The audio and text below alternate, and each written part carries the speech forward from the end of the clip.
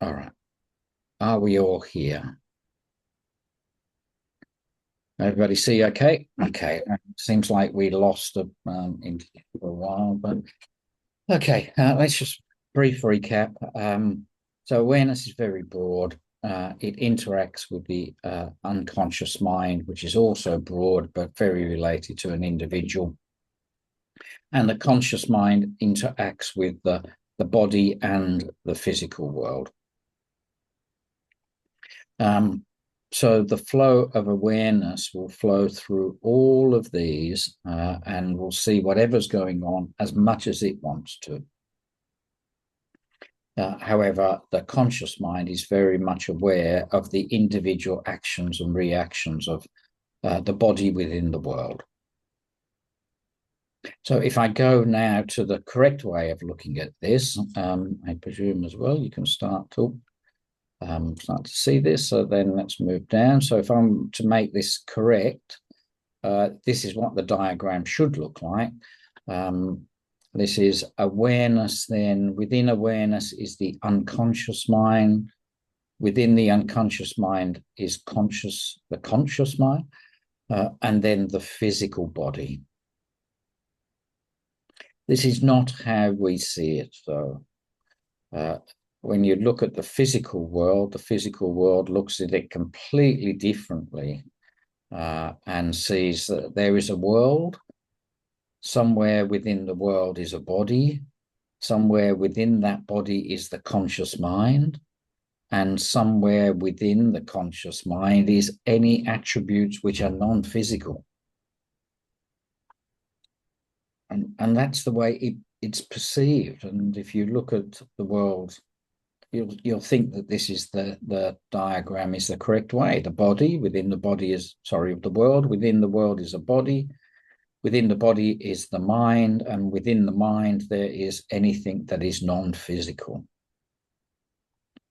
But that is not the truth.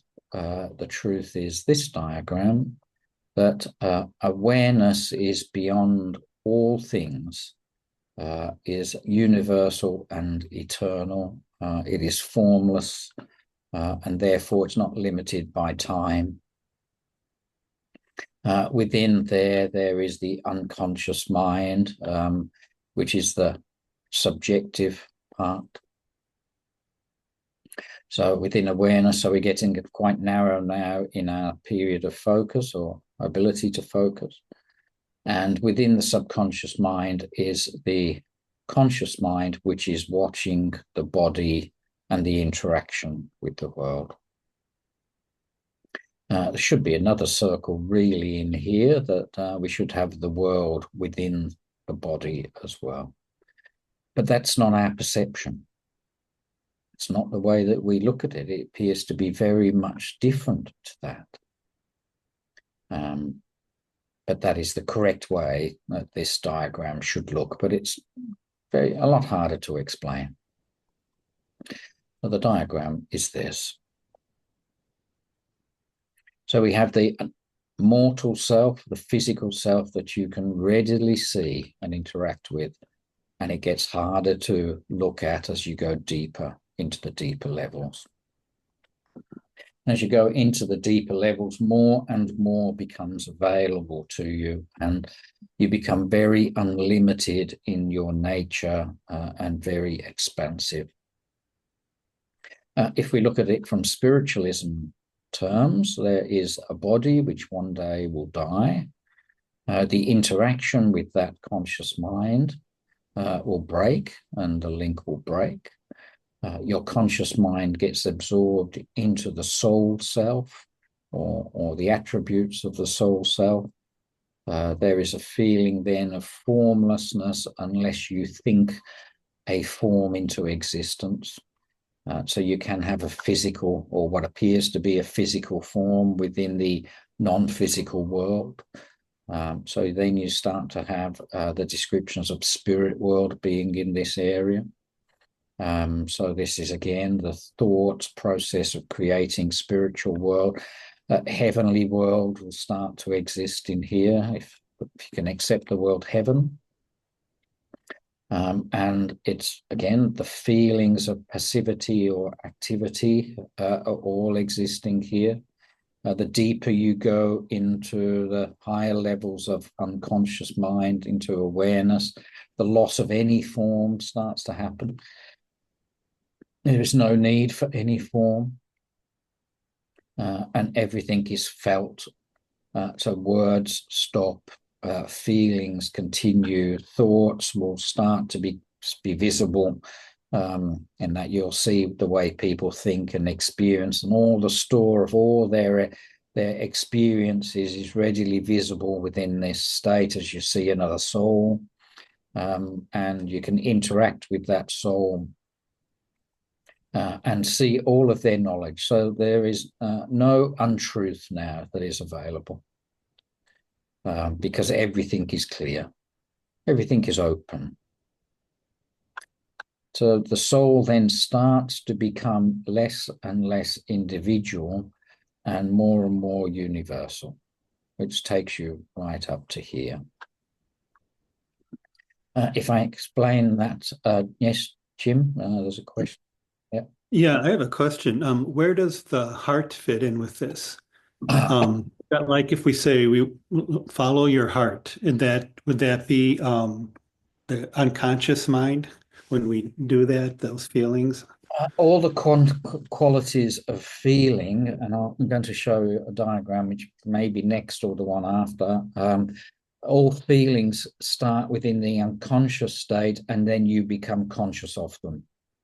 So you feel, let's say, love or anger or whatever it is, starts as a passive experience you vaguely become aware of, and then you start to live that experience of love, for example, or anger, and then you start to see it through this process. The body then feels like it's full of anger or living anger, and you see anger in the external world.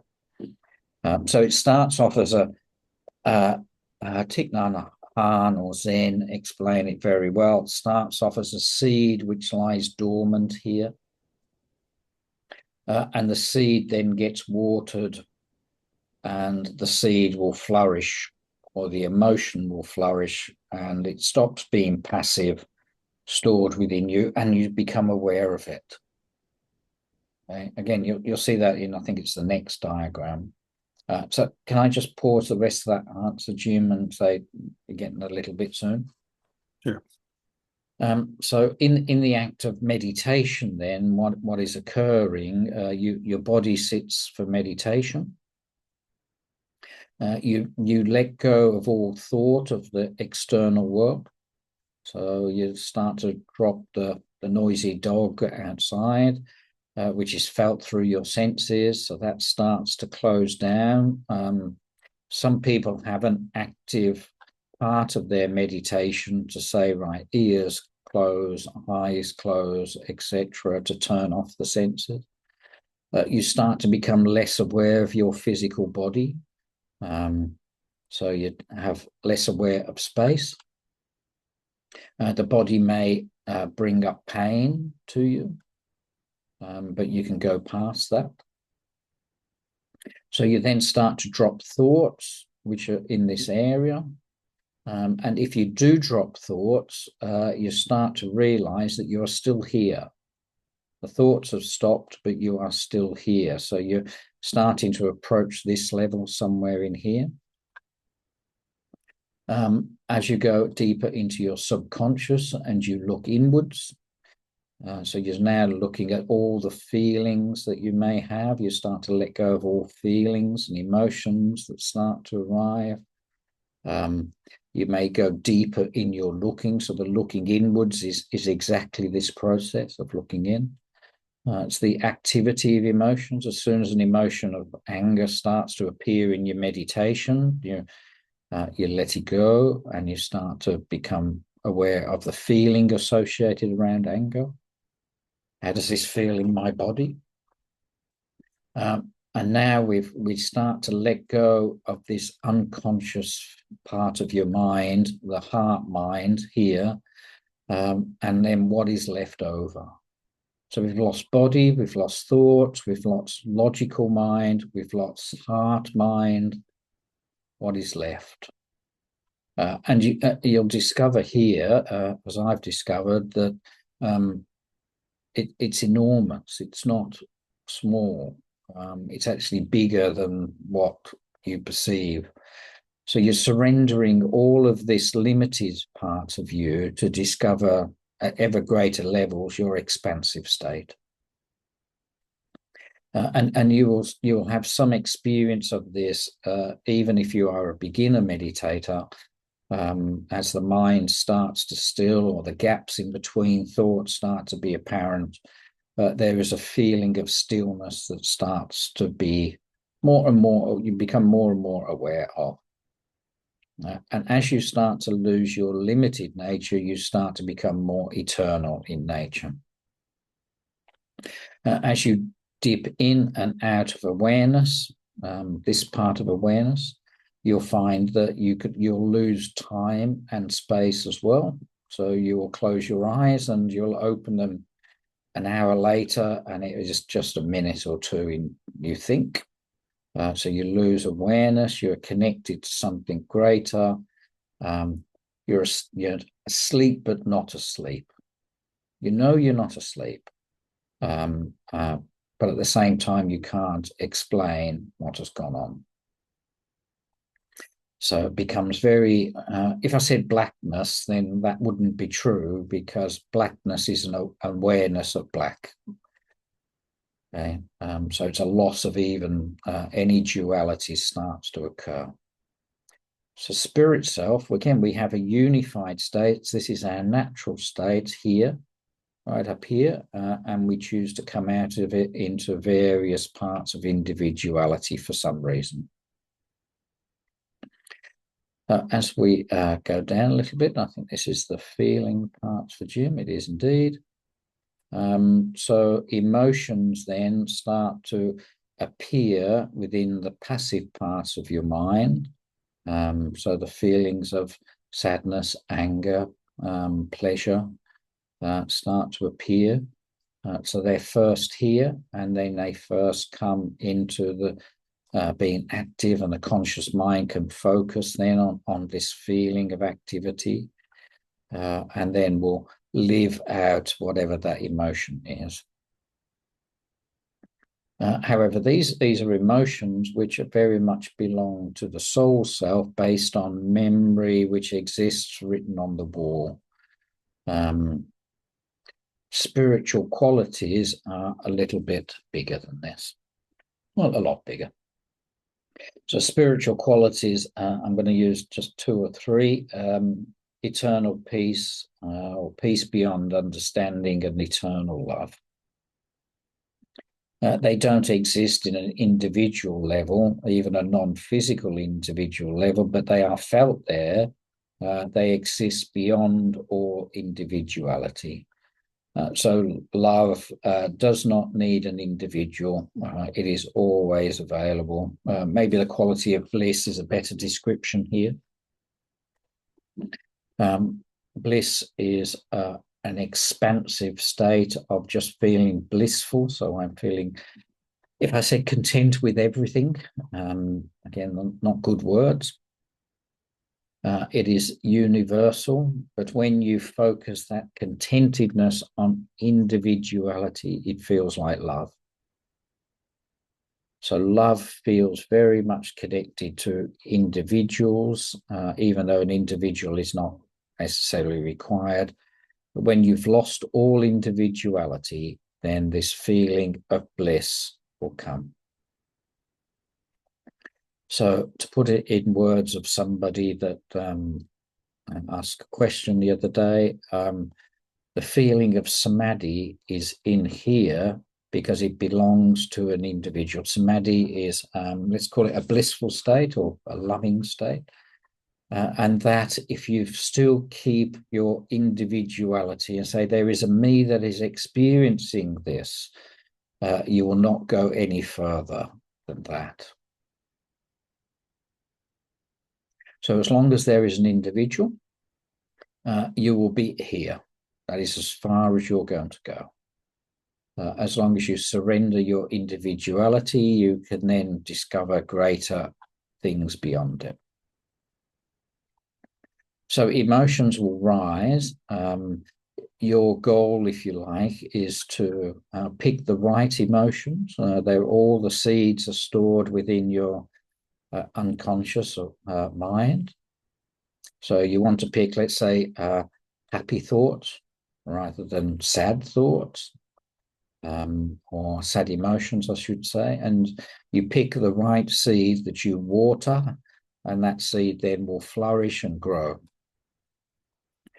If you don't pick the right seed, your emotion that will come to you will be very instinctive or habitual. And the feeling of being triggered through this level will then start to become apparent with the triggering the appropriate emotion.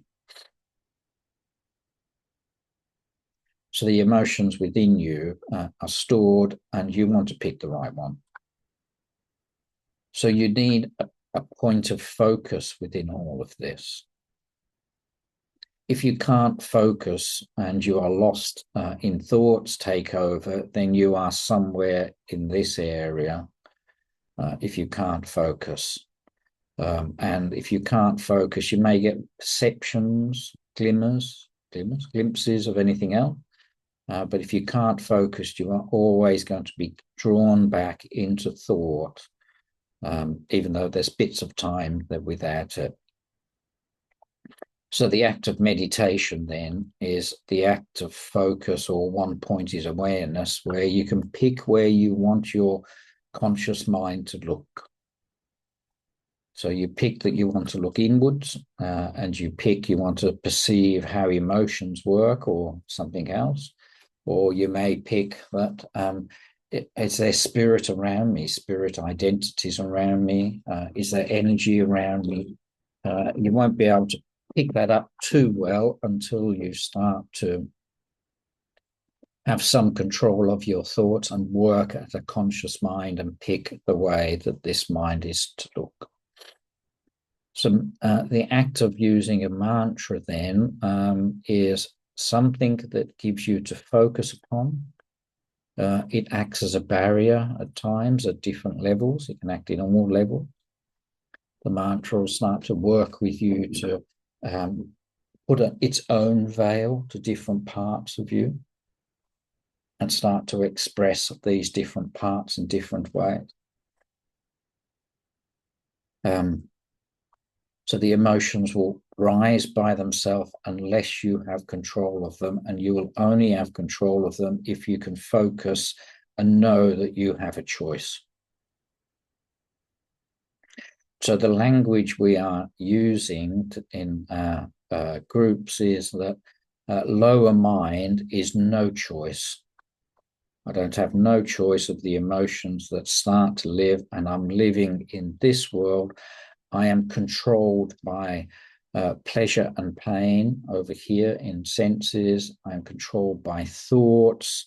I have no control over my emotions, which come up as they surface. I live by them and they become part of my life. Sadness is in my life. I have no control. Higher mind is where you will have more control. You realize you don't have to act bodily. You don't have to follow the needs of the body. Excuse me, hiccups. You can go deeper, and you can become aware of which emotions you want to pick. So lower mind is no choice because it's habitually taken away from you. Higher mind is choice, and you can choose what you want. I will pick, let's say, the spiritual quality of bliss or love to be part of my life today. So I pick the ability to focus, hence the need to focus through all of this. If you've ever done any of the talks I've done on the states of awareness, being scattered mind as opposed to focused mind, there's other states, but the scattered mind is I'm driven all by this world, this interaction with the world. I can't focus. and therefore I can't truly feel the qualities that are available to me here. But the focused mind can. The focused mind can decide which way it wants to be. The mind then could be centered, and it's just centered on these states of beauty that exist. Or it could be captured. And captured is, I can't break this link or this viewing of this world. I am trapped here in this view. So the states of awareness within this. Let's just go on again. Anybody got any questions? Are we all okay? Please ask. Okay. Let's carry on.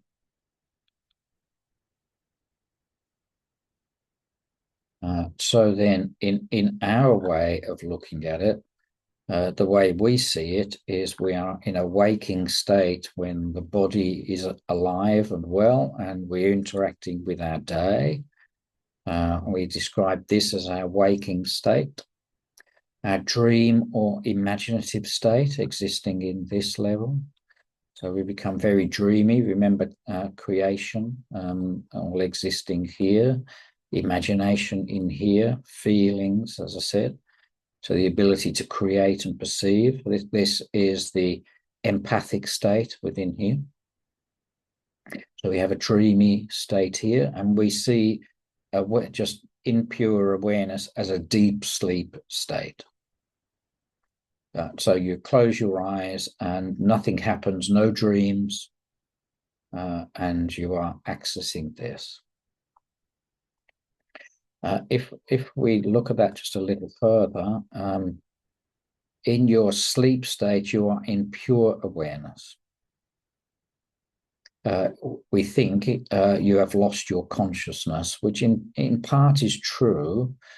You've lost your ability to focus on something, either body or the subconscious emotional state, the heart-based state. But in pure awareness, you are sitting in everything, but you are not focused on anything. So you cannot ever stop being this, although we think when we're in deep sleep, we have lost awareness, but we haven't. Haven't lost it at all. We've just lost the memory to what happened in the previous hour when we were in the deepest part of sleep. So in the physical world, or the way we look at it, that we say this is our description, the waking state, the dream state, and the deep sleep state of here. Now, if you're working in a self-realization, you use the words in different ways. And you would say that because you are not awake, all of this is the deep sleep. You are the walking sleep. You're not aware of anything else. If you think there is only body, you are asleep to reality.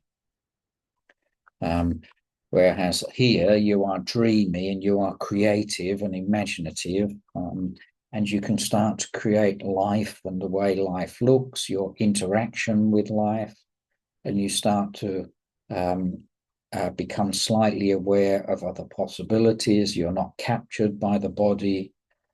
And again, in Buddhist terms, which is based on perhaps a little bit of Hinduism as well, the actual awake state is when you're aware of awareness.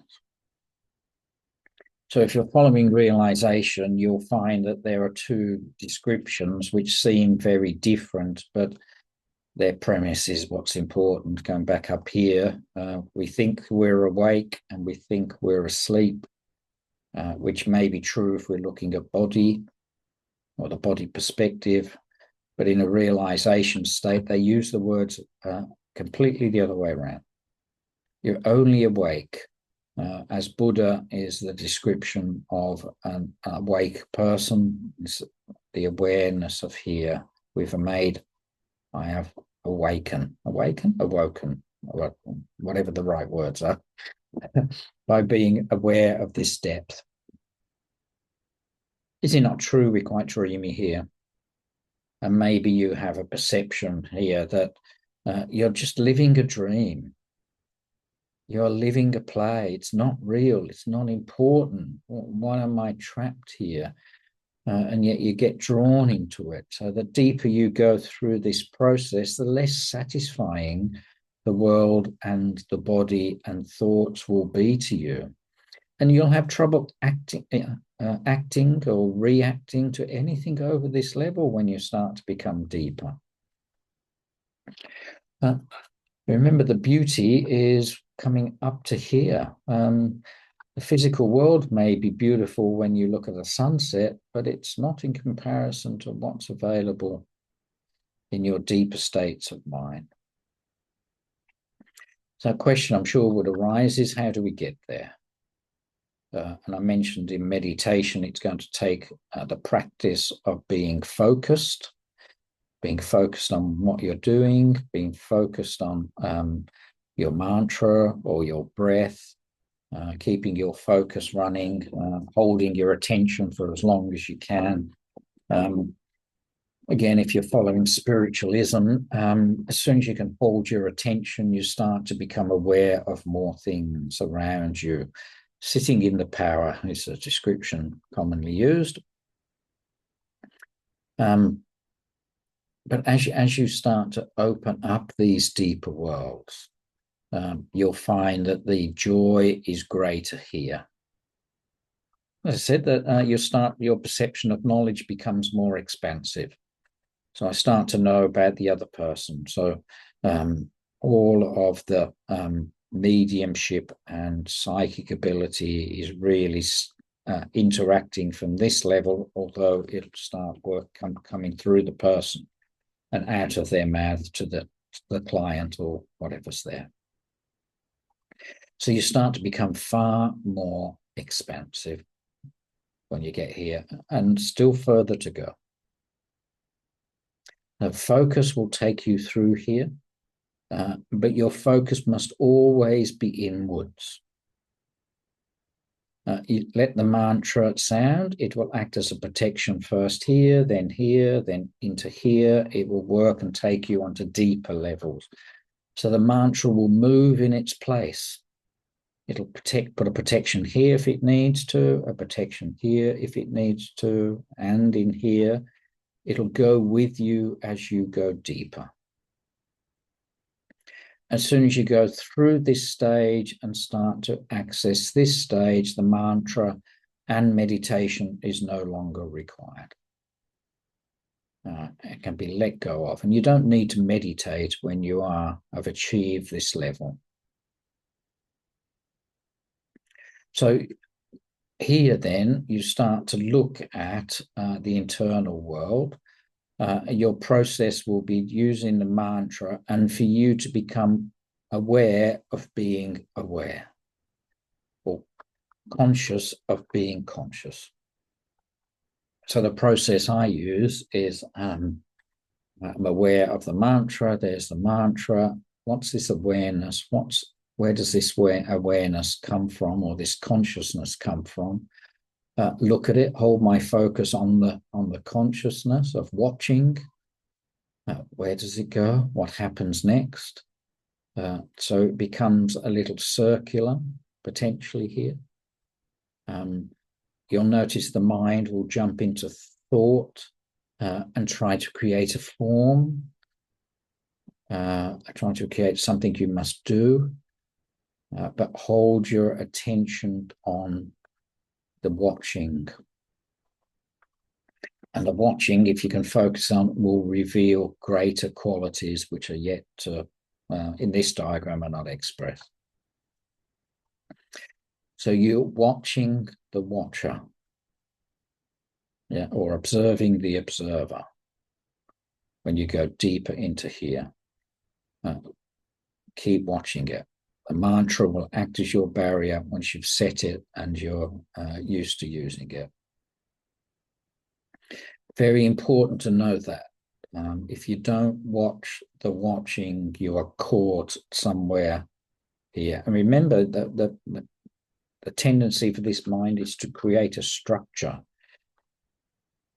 and create a form. and create a picture of a soul self which has arms and legs and hair, etc. And it won't mean, it'll mean if that's the way you see a soul and you're not willing to go deeper, you'll be proven correct until you go deeper and the form starts to go.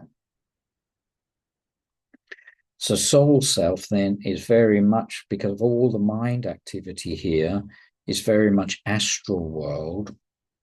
And astral world is the mind which then has creative aspects. Here, we've lost astral world. There is no world, there is nothing, and yet everything, as you'll discover as we go here. And it's very difficult to perceive this because you can't describe something that is singular by using words, because they infer a form or structure and you'll have trouble. So you'll only see awareness, and your best descriptions will be the qualities of it. And the qualities will be Satchitananda, or sense of being, knowledge, a sense of consciousness, awareness, which is working through all of this, and the sense of bliss. So Satchitananda are those three qualities. They are not this, but they are part of this.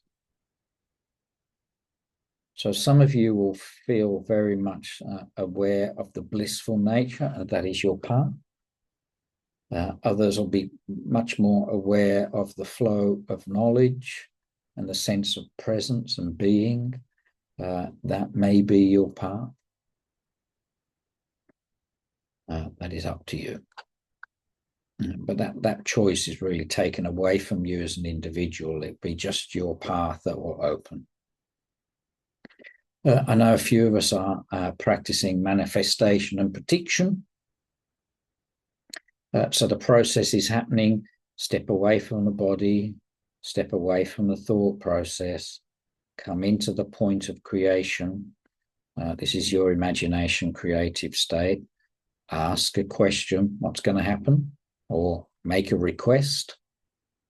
What do I want? I want peace in the world. This is the creative part. And then it happens all the way through. This is where you'll see the creation here. You think you see it here, but it's actually seen here. And then it becomes visible in your world. Okay. So your bit is you're only going to work well with creation manifestation if you can have some focus, if you can set the right intention, and if you can make the right request to the right place. Yeah. So soul self is the creative, or what decides what it wants. Here the creation happens in the active part of conscious mind. Everybody with me so far? Or are you? What? Please ask. Okay. Now, let's go on a little further. I'm going to pose you a question here in particularly spiritualism terminology. They say, well, there is a veil that exists between the spirit world or spirit and the physical world or the medium, and the medium goes across the veil, connects to something, and then expresses what is perceived or received. So the question is, where does the veil exist within this? Where is this block? If you are the clear diamond, there is no block. It's purity, it's unhindered, it's not hindered by errant thoughts or karmas, which are stored all on this wall that we said here. It's not hindered at all, so you're clear. So where do you think the block is?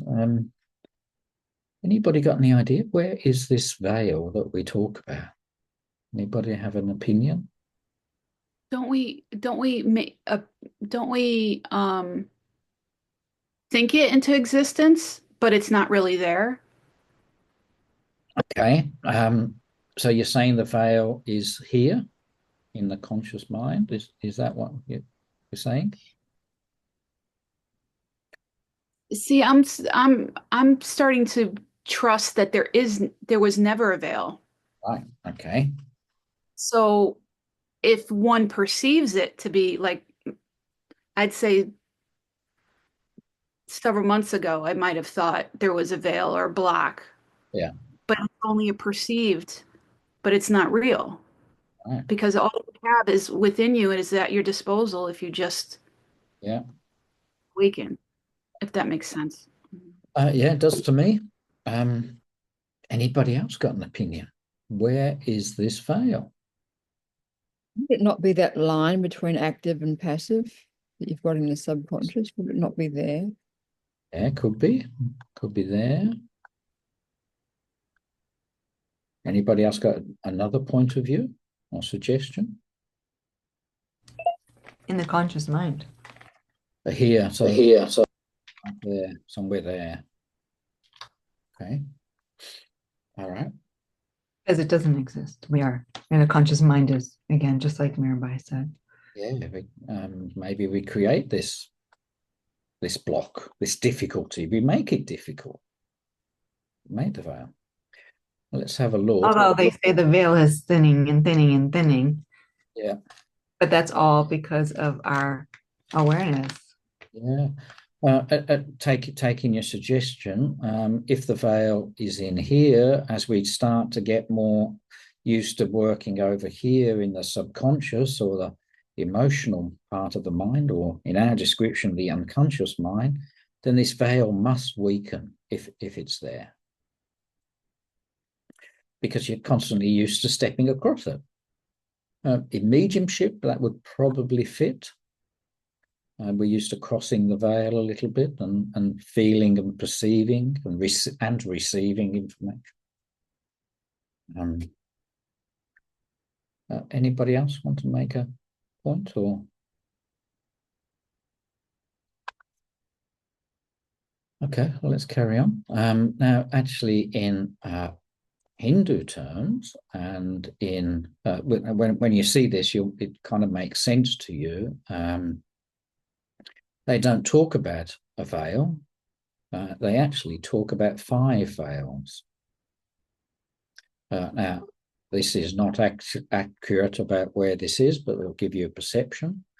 But if you think about it, some people are very caught in the physical body and the interaction with the world. I'm sure you can see some people like that the body rules, the body is my God. So this gives what's known as a physical veil and a Maya kosha. Maya means illusion, kosha means block, so Anna is physical. Okay, so you'll see that at times people just get caught in this interaction.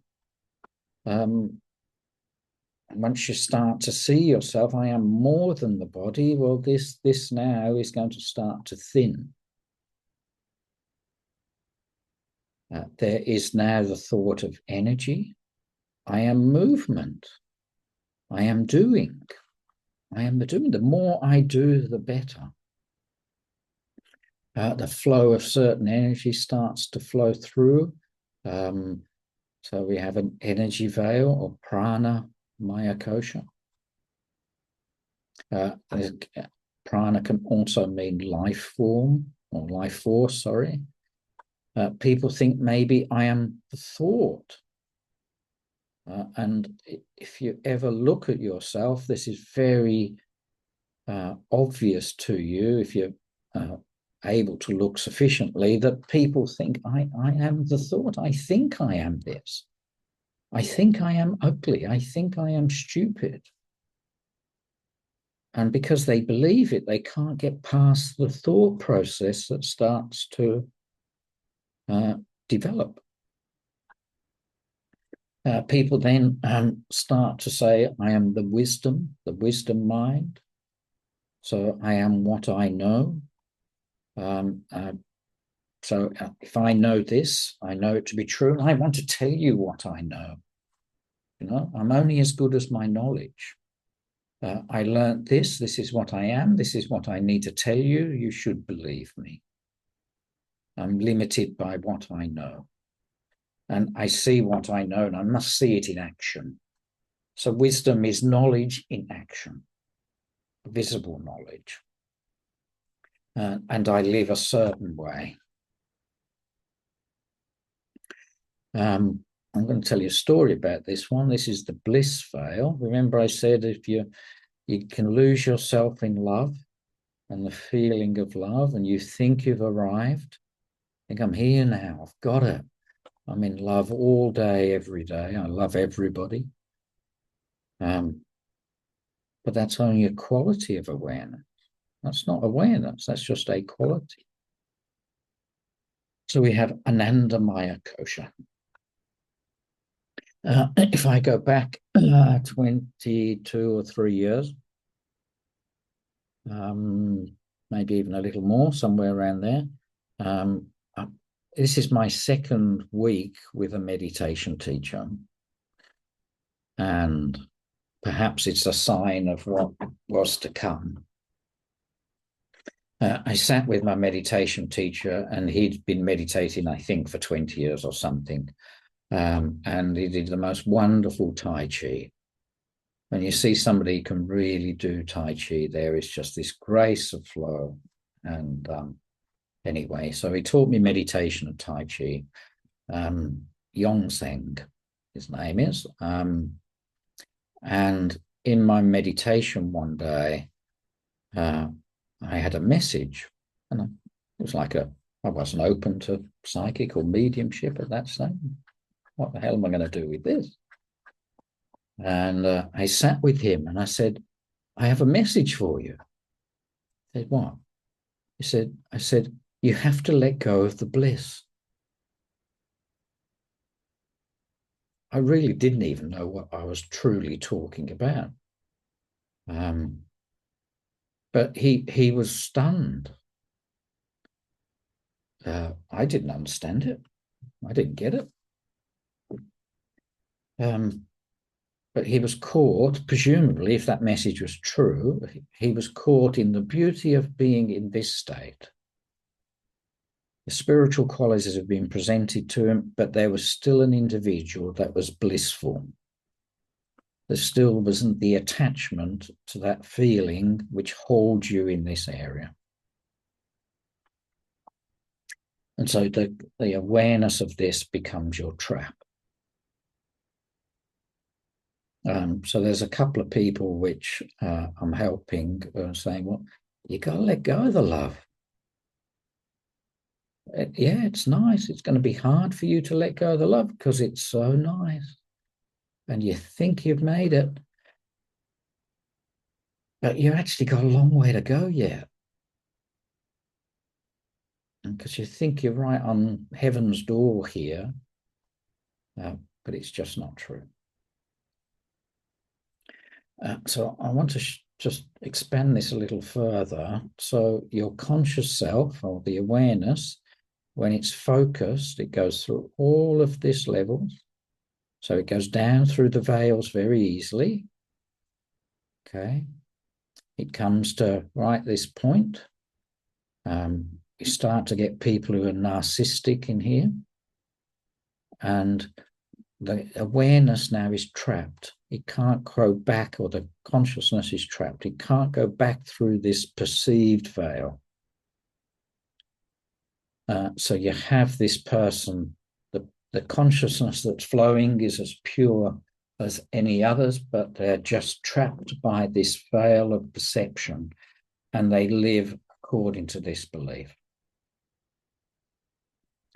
So the narcissist, for example, then is caught here and can't break it because he believes, or she believes, in this veil is holding me back. The body is what I worship. I've got to control the world. I've got to work with the world.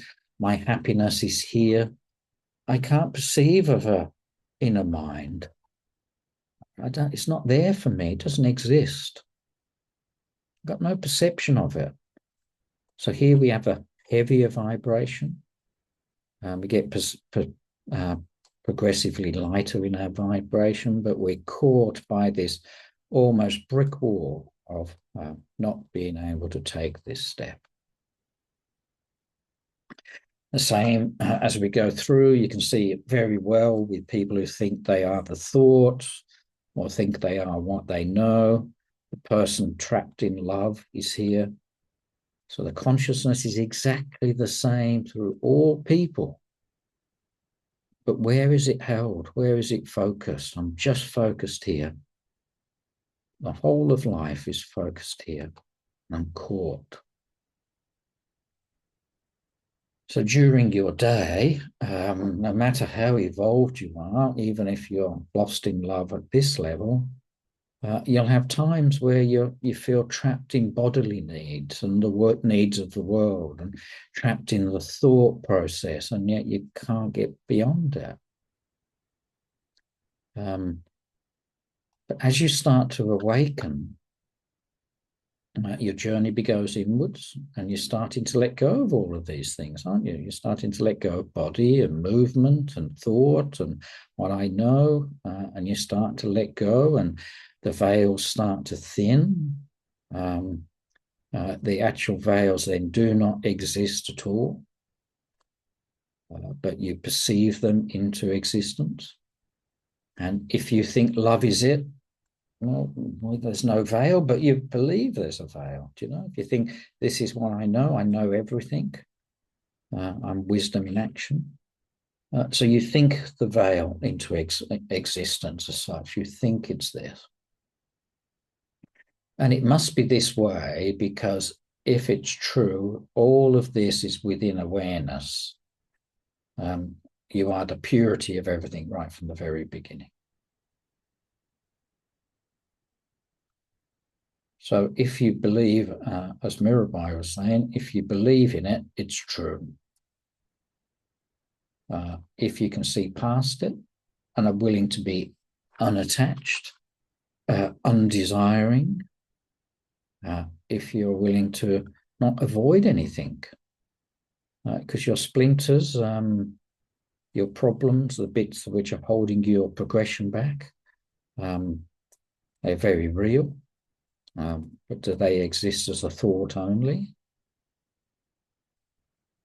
Is that how they exist? Is that just a thought that's holding me back, that I can't do something because of something? So the flow of the true self gets trapped within the thought process of believing in where these veils are. So this is the meaning of Anamaya, Kosha, etc. Remember, Maya, illusion, Kosha, veil.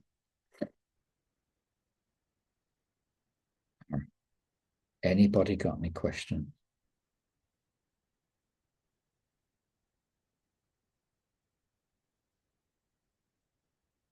All okay? Just accepting mind a little fried. I think we're all right with that. Yeah. Mark, Yeah. Can you explain? I want to just go back a bit to the mantra and explain, I don't know, the magic of it, the reason that it is. It a frequency? Is it, why does it go all the way down? What's happening? All right. Iggy's going to give you a better explanation. I'm going to give you my explanation, okay? I think this is the next diagram. Okay, this is the plain diagram without all words put together. The mantra that we use, I think there's only one person here that doesn't know what it is. The mantra we use is just 3 simple letters. The 3 letters work within the 3 areas. So if you think of the first letter, I'm not going to say them aloud, but if you think of the first letter, the first part representing the sun. Think of the sun god, and it explains what this is, which is very much related to the physical world. So the first part of the mantra is working in this area, helping you to put your own veil, if you would like, between you and your physical world, somewhere in here. The second part of the mantra represents consciousness, and the second letter, the consciousness, works within this soul self, where the basis of consciousness is. If you think of the letter in question and why it's expanded a little bit, you can see that that letter is very much limited, but also defined as a reflection of a conscious awareness. The third part is a reflection of this part here, the unconscious passive part of the mind. So we have here this line, and we have here. Now we have this being a very measured but very defined, represents a blissful nature, a loving nature. So the mantra is working on 3 different areas for you. Here, this line, and in here. Remember, it's not needed when you go up into this state. So if you want to say, the mantra is calling the purity of awareness to work all the way through this level. Again, take further instruction from Iggy exactly, but so the beauty of the mantra, the name of God, is calling the purity into the impurity, into the limited. So I'm saying, let me be pure, if you like. Let me experience the purity by keeping away the impurity.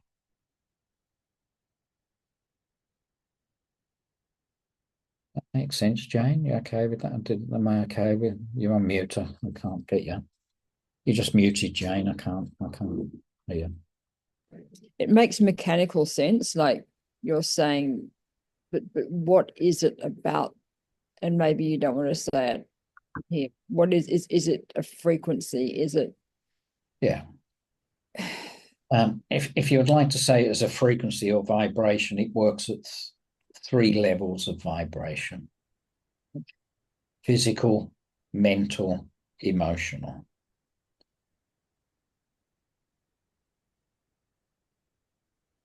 Is that okay? Yeah, that's better. Thank you. Okay, so this Be that. you can see that. You can see it, yeah. Yeah, but could any other word be that? Well, Did that word come about because of those frequencies? potentially, could it be any other word? Not any other word, any particular word. Mantras are not just words. They should be effective and useful, as opposed to pencil, pencil, pencil or something. Hence, it should also be given as a blessing in the right way. It should be a call to purity, and it should be washing of all this stuff. And it should be a reminder of truth, the name of God, a name of God. So it should be both practical and useful and effective. How simple is it? And look what it does. I use the mantra not just in my meditation day, but in my daily life to put, if there's difficulties here or something going on, I use it as, I put it as a veil. Try it. It's miraculous. If you're confronted with negativity of a person, have it as a veil here, and you don't take on their emotion. But you've got to try that to believe it. Do you know what I mean? To know that what I'm saying is true. It does act as a veil for you. Does act as a blocker to wherever it is. And the same with the negative stored emotions which exist in here. It can act as a veil in there, a reminder that there's anger, mantra, mantra, mantra. No, let's pick something out. So it can act as your own veil that you can use yourself to allow you to be, dare I say, the purity to be as expressive as possible. The other thing, I mean, Iggy gave us all this mantra, and then regarding passing this mantra to somebody else, it wouldn't work because it came with a blessing. Yeah. So the mantra is activated, I guess you would say. Yeah, it holds the quality of purity when it is given to you correctly. So if I told you what the mantra is passively, as I know a few people may have done or be tempted to do, the person receiving it, well, first of all, doesn't have any appreciation of what they've got, because it's, what, really? Is it that? Do you know what I mean? This big thing is so simple. Because they don't have the appreciation, and you can see it's going to not have the same effect up in the emotional state. It doesn't come from source. It's coming from body to body. So it's not got the purity of blessing, if you want to use that word, which comes from up here. It's not supported. So it's just the word. It hasn't got the quality attached to it. So hence why a ceremony. Why do a ceremony? Giving away a bit of fruit and flowers seems, well, why? Well, this acts and activates all of this level through it, gives value to the person receiving it, gives the beauty attached to it, gives, let's say, the respect for what's going on.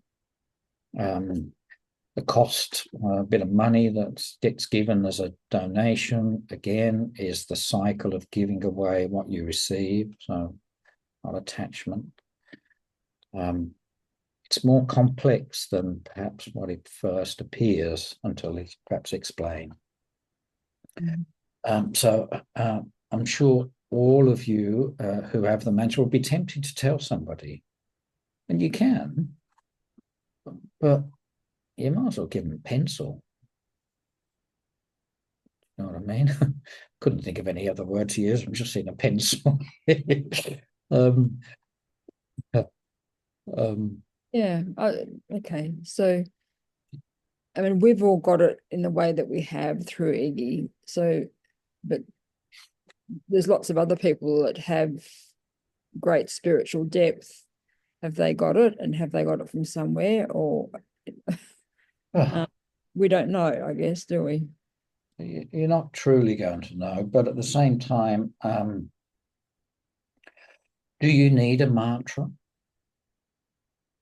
Or is it just a tool that you could use? Well, the truth is, it's a tool, but it's an effective tool. Do you know? You can not have it and still achieve some level, but why wouldn't you? Yeah, I'm just, I'm thinking maybe in the future if I teach people meditation, is there some stage where we could say truthfully that we have the okay, the power, the enlightenment to be able to do that? Right. Okay. Gotcha.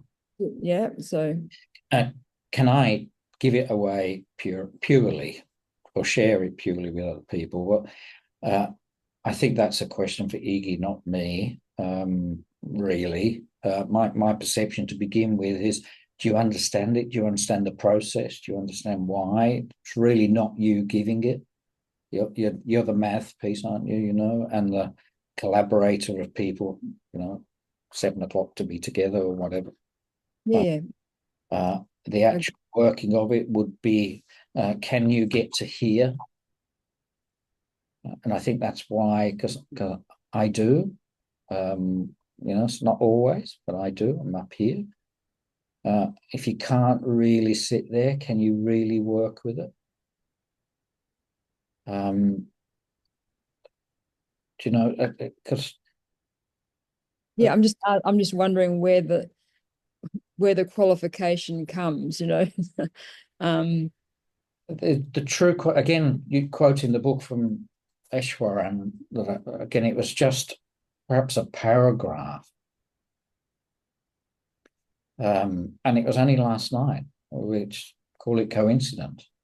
He's saying that the only teacher you should pick is a teacher that knows God. If they don't know God, they're not a true teacher.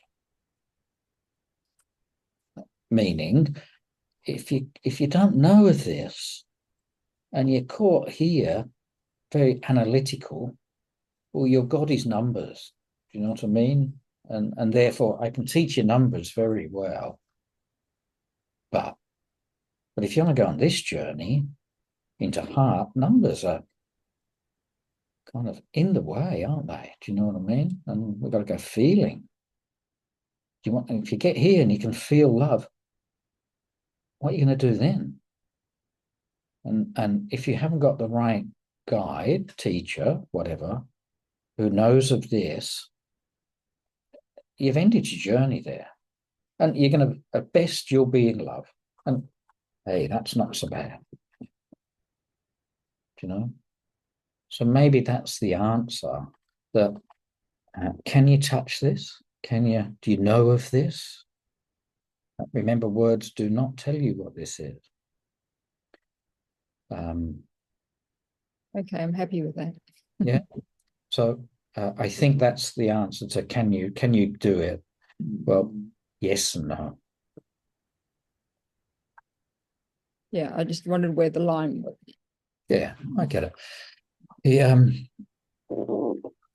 Again, if you want to ask Iggy, but that feels right to me now. Not just in terms of mantra, but in terms of perhaps other type of spiritual teaching. You want to go into that depth, you've got to pick somebody who's done the journey. Do you know what I mean? I know what's coming up. I know that there's a hole there, mate. Careful. Don't stay there. Go left. Thanks, Mark. No worries. No. Anyway, any other question? I think this is my last slide.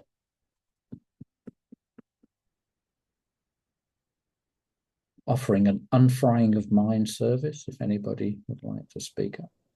I have a feeling that I should go back into my notes and cross out heavily if I ever wrote the mantra out so that nobody reads it. Right. Okay. Realize that. People could, the word is readily available.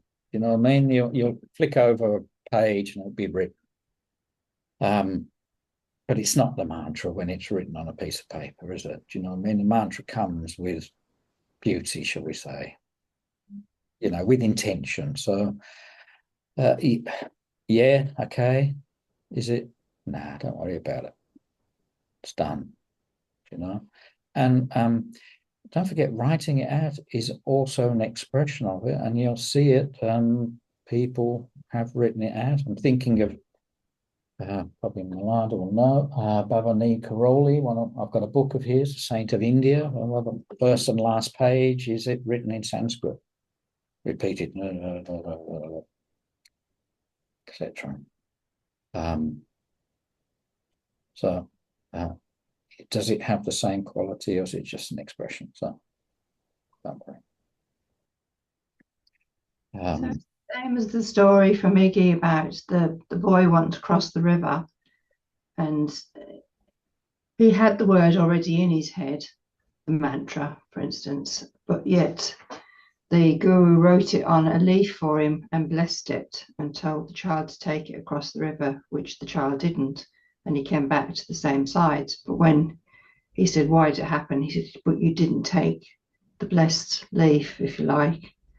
And that explains what we're talking about now. Well, to me anyway. Yeah, well, I know that story, so yes, it does explain it really well. Thank you. Yeah. Everybody remember that story? Do I need to tell you again? Everybody okay? Okay. Jim. This might be sound like a kind of a dumb question. Excuse me. But when you talk about the spirit self awareness and from what I understand, our meditation brings us there, and this is what we want to achieve as we establish that, correct? To get to that side. Yeah. But you also said that's also deep sleep, where there's no consciousness; it's beyond dream state. So why don't we just sleep all the time? Why don't we just have a lot of deep sleep to evolve our souls and to establish ourselves in pure awareness and unity? Yeah. I think it was Yogananda that says death doesn't escape this journey, otherwise we'd all jump into the river and become angels now.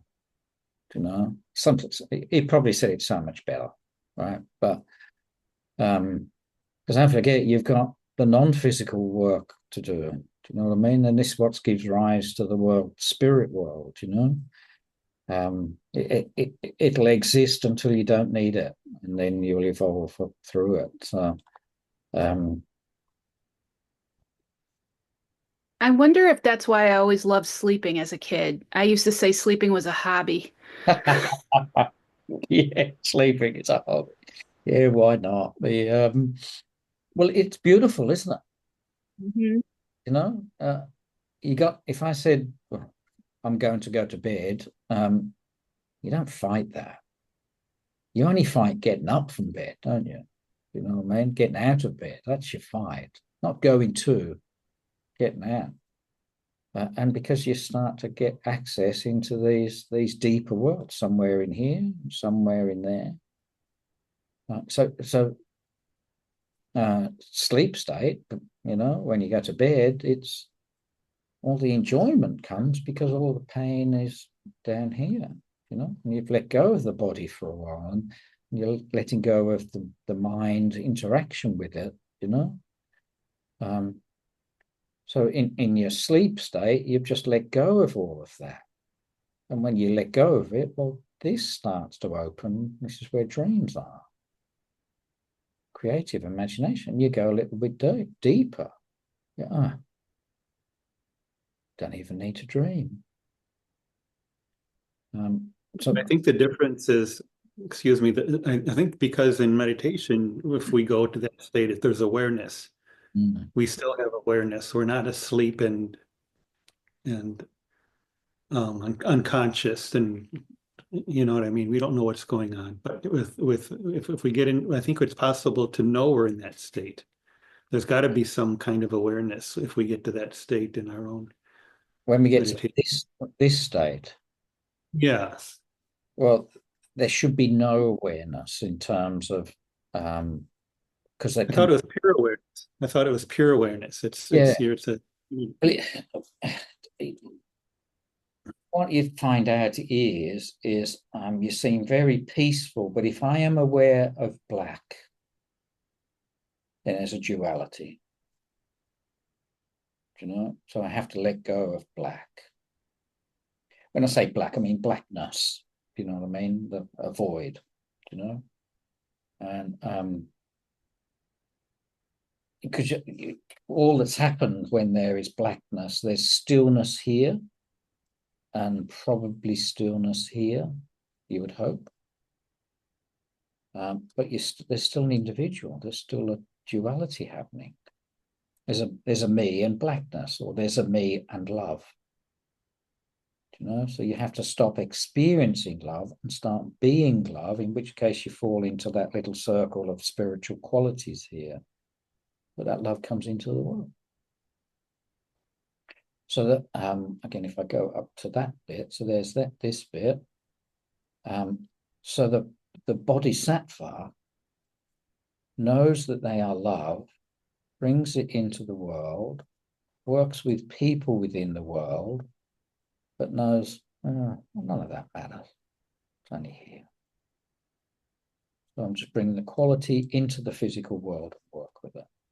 Bodhisattva, if easy translation, is just an angelic being, a living being that works through the true qualities of here. Knows this, but chooses not to lose self so they can help all the other people down here. Is that right, Jim? Did I get you? Yes, no? Yeah, I mean, I accept what you're saying. I guess I still wonder about there's got to be a difference in our experience that awakening and awareness in that state of unity consciousness as opposed to just deep sleep, which is it just happens somehow, and whether we're aware of it or not, I don't know. Maybe on a very deep level, but I don't. It just seems like there's obviously a difference there, and I'm just so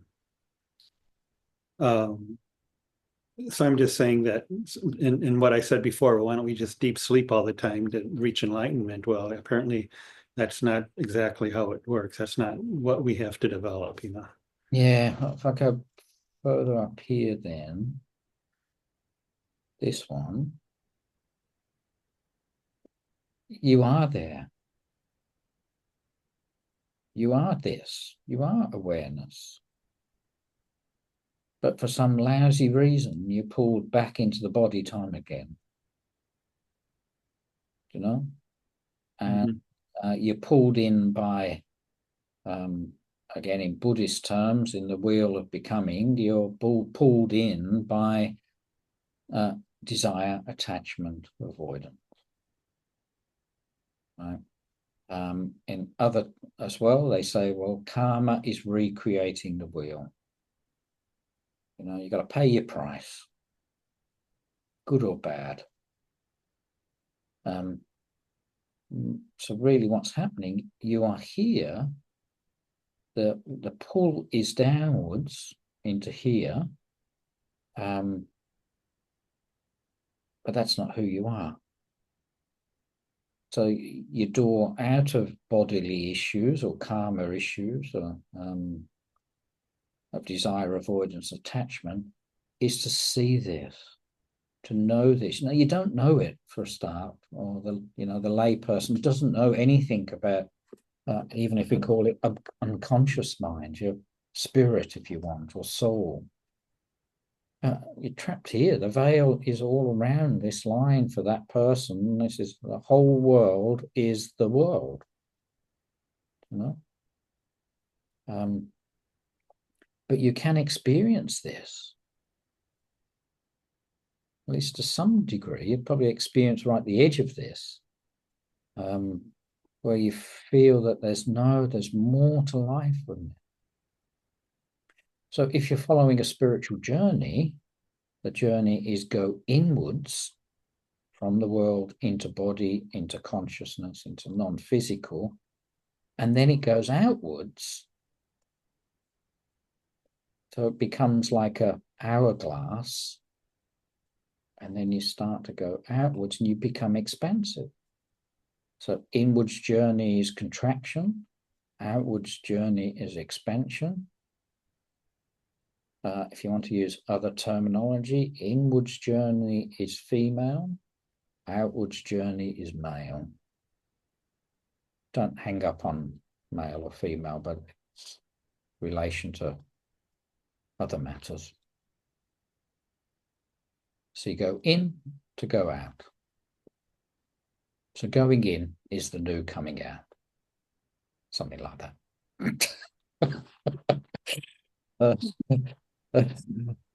Probably just totally stuffed that up. But anyway, maybe you understand. What do you think, Jim? You okay with that? We're all right? Yes, yeah, that's fine. Thank you. As best as I can perhaps answer, or maybe ask Iggy if you want for another one next week, if you feel like it. Mirabai. I was just going to say, like you said, we're already awareness. Yeah. But to Jim's question, the only way we could know awareness is to know the opposite. Yeah. So being in duality, you're then aware of something else. You have to have that separate. I don't know if I'm saying it right. Yeah, you're not wrong. A little bit missing in that you pull downwards into body because of, let's just say, because of karma. But in karma, there is the escape from karma, and the escape or the doorway out of it is to realize you are just experiencing this stuff. How do you know you're just experiencing it? When disaster happens, to whatever degree, are you damaged or are you not? No, are you damaged or are you not?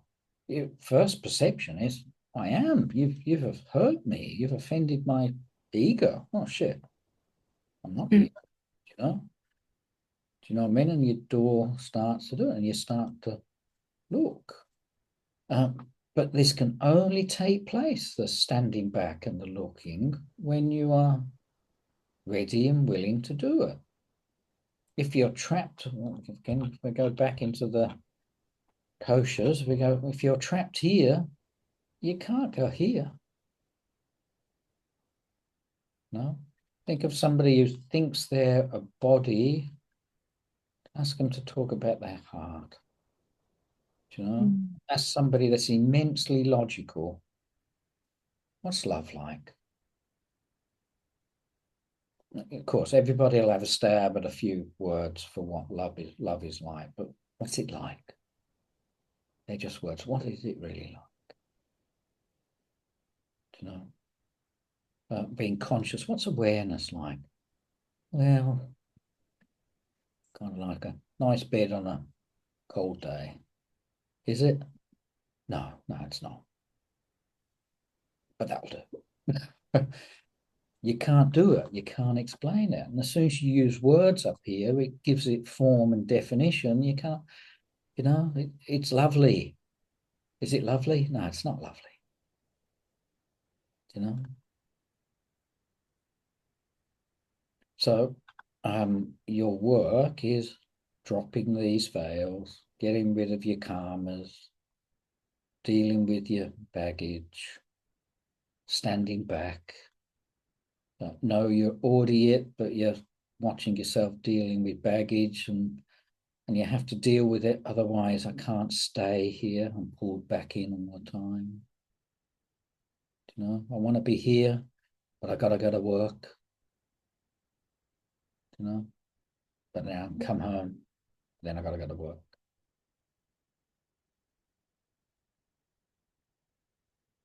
Mirabai, is that all right? You okay with that? Sorry, you're on mute. I didn't hear you. You okay? Yes, thank you. Any other questions? We're just about time. Last chance. Yeah. You can see the need for a diagram. Yeah. Hopefully it's made it a little clearer. Well, this is going to come out in words in a few days. Not by me. Take it further, I guess. Although I'm sure much of this will be referred to, this is the diagram that's going to be the whole premise of whatever discussion will be. All right, so I'm guessing it's going to be referred back to at this level. So this will be visible next week. All right, so we go further. Bring question. if you want to ask a question, I'm sure you'll listen for a while and ask for a while. Bring questions, get the answers you need. So as I said, all of this is, I've been through all of this. Yeah, okay, there'll be bits of stuff that I don't understand because your karmas are your karmas based on your experiences. But I know this journey. I've studied this journey over time internally. I know what it's like. It is also a connection to the Vedas, Hinduism, Bhagavad Gita to some degree, and others. It's all in there. You probably couldn't present this without an understanding of the truth of it. Do you know what I mean? Truly get it. Okay, I'm going to stop sharing unless anybody has a final question. Yeah, I guess I'm wondering if you could explain like how fear works in this diagram, or where it comes from and how it interacts with each of the pieces. The essence of fear is based on past and a projection into the future. I fell over yesterday and therefore I will fall over tomorrow. Again, a cheap example. So fear then is in the basis of thinking the body will be damaged. Sometimes it's the damage of the ego, and the ego is in relation to this mortal self, my identity of this mortal self. So fear then has a basis in the death of the body, and it is a belief in the death of the body. It is a seed which is stored because it's based in memory in the subconscious mind. For whatever reason, fear has arose. The essence of fear, if it's a loss of body, is also love. So you have love of wanting to keep the body and keep the body working well, etc. So it's an impure love where the belief in the body is here, and you're wanting to retain the body or it not be damaged because you care for it. So fear is based in some element of truth, but that truth is expressed in a limited way. It's expressed in this falseness. So if we go through our process, the fear based on past, stored on the subconscious mind, seed waters, you start to perceive it and feel it, and then here is the creation of the body living a certain way because fear is going to occur. But if you go back into the looking at fear, does fear really exist? Is it based in false perception? So fear has a little bit of use in terms it should stop you putting your hand into a fire, so it has some practical aspects which are useful, but much of it is the impractical expression of love. So it's a belief in the body or the mortal self, and not the understanding that you are undamageable in these two areas. So it's got to be in individuality. It's got to be related to body and at least the conscious mind in here. It's got to be powered by further thought, and the body is in pain over its action or reaction with this material world through the senses.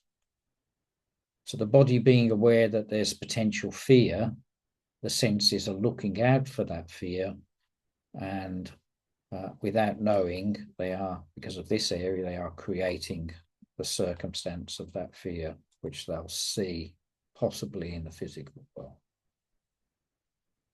So to deal with it, no, it is just a thought. No, it's generated with thought or promoted with further thought. And look at it, but don't reject it. Look at it, because it may be, don't put your hand in the fire. But it doesn't mean that you will put your hand in the fire and you will get burned. That's where fear then gets exaggerated. So it's a little bit protective until, let's say, thought gets involved, in which case then it becomes magnified. What do you think, Coulter? Have I got there? Yeah, that makes sense.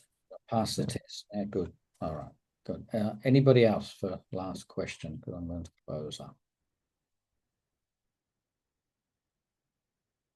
Okay, stop sharing and stop recording.